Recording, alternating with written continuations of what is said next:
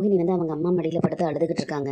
உடனே இப்படியே அழுதுகிட்டே இருந்தால் எப்படி, எதுக்கு கவலைப்பட்டுக்கிட்டு இருக்க, கவலைப்படாமல் பேசாமல் இரு அப்படின்னு சொல்லிட்டு அவங்க அம்மா சொல்கிறாங்க. நான் கூட உன்னை பற்றின விஷயம் எல்லாமே வீட்டில் எல்லாத்துக்கும் தெரிஞ்சு போச்சு போல இருக்குது, அதனால தான் அப்படின்னு நினச்சிட்டேன் நீ அழுதுட்டு வந்ததை பார்த்த உடனே. இதில் தப்பு உன் மேலே மட்டும் இல்லை கல்யாணி, உன் புருஷனும் சேர்ந்து தானே இதில் தப்பு பண்ணியிருக்காரு. ஆனால் பழி மொத்தமும் உன் பேரில் வந்துருச்சு பார்த்தியா. இதுக்கு தான் நான் வந்து அப்போவே சொன்னேன், எதையோ ஒரு தடவைக்கு பல தடவை யோசிச்சு செய்யுன்னு சொல்லிட்டு.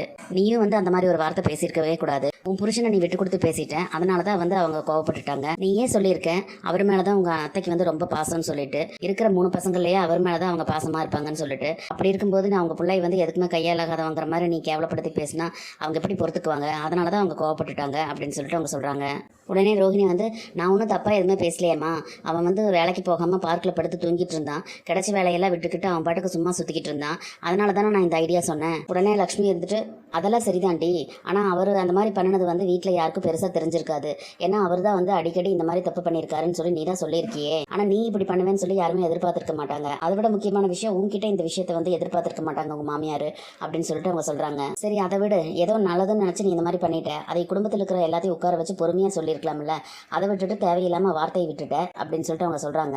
அவசரத்தை பற்றி நீ பேசாதம்மா, நீ அவசரப்பட்டு எனக்கு ஒரு கல்யாணத்தை பண்ணி வச்சதுனால தான் இப்போ நான் அவஸ்தப்பட்டுக்கிட்டு இருக்கேன் அப்படின்னு சொல்லிட்டு ரோகிணி சொல்கிறாங்க. உடனே லக்ஷ்மி வந்து, திரும்ப திரும்ப முடிச்சு போன கதையை பற்றி எதுவுமே பேசிகிட்டு இருக்காது, எப்போ பாரு இதே தான் இந்த மாதிரி பேசிக்கிட்டு இருப்பியா, அப்படி பேசுறதுனால எதுவுமே ஆக போகிறதில்ல கல்யாணி அப்படின்னு சொல்லிட்டு சொல்கிறாங்க. ஆனால் என்னதான் வீட்டில் நடந்திருந்தாலும் நீ அங்கேயே இருந்து எல்லாத்தையும் சமாதானப்படுத்துறதுக்கு தான் முயற்சி பண்ணியிருக்கணுமே தவிர இந்த மாதிரி கிளம்பி இங்கே வந்திருக்க கூடாது அப்படின்னு சொல்லிட்டு அவங்க சொல்கிறாங்க. அந்த பண விஷயத்தில் வந்து உன் மாமியார் உன் மேலே கோவப்பட்டிருக்காங்க, அதனால தான் உன் மேலே கை வைக்கிற வேலைக்கு போயிருக்குது.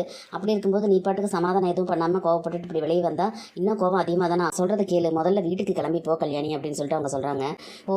போய் அங்கே என்னம்மா என்னை பண்ண சொல்கிறேன், அந்த வீட்டில் இருக்கிற எல்லாருமே என்னை வந்து கேள்வி கேட்குறாங்க அப்படின்னு சொல்லிட்டு சொல்கிறாங்க. நீ பெருசாக சொல்வி அந்த முத்து ரொம்ப நல்லவன்னு சொல்லிட்டு, அவன் தான் வந்து இந்த விஷயத்தில் என்னை மாட்டி விட்டதே அப்படின்னு சொல்லிட்டு ரோகிணி சொல்லவும், அவன் ஒன்றும் இல்லாதது சொல்லலையே, நடந்த உண்மை தானே அவன் சொன்னான், அதில் எதுக்கு அவனை தப்பு சொல்கிற, நீ வந்து இந்த பணத்தை பற்றி வீட்டில் சொல்லியிருந்தா இத்தனை பிரச்சனை வந்திருக்காதுல்ல, அதை விட்டுட்டு இப்போ முத்து மேலே பழி போட்டுக்கிட்டு இருக்க அப்படின்னு சொல்லிட்டு அவங்க கேட்குறாங்க.